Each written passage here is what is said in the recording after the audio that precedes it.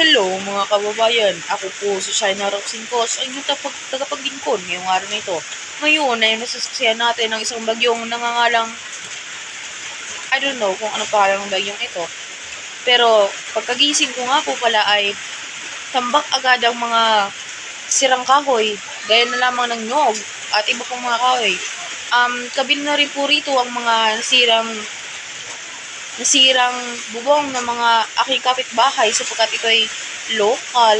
So, meron nga po pa rin palang mga nawalang hayop kabilang ng manok ng aking tatay. Ngunit ito rin ay nahanap sa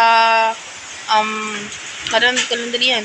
So, ngayon po ay gusto ko lang mo kayong i-update sa nangyayari sa ating bansa. So, ngayon po, dito po sa Masbate, Kakahoro, Balino, Masbate ay sobrang lakas ng ulan. Marahil ay dahil sa mga taong nasaktan. So, ngayon po, nanawagan ako sa aking mga kaklase. Pag ako po ay nawala, I love you na lang po. Bye-bye.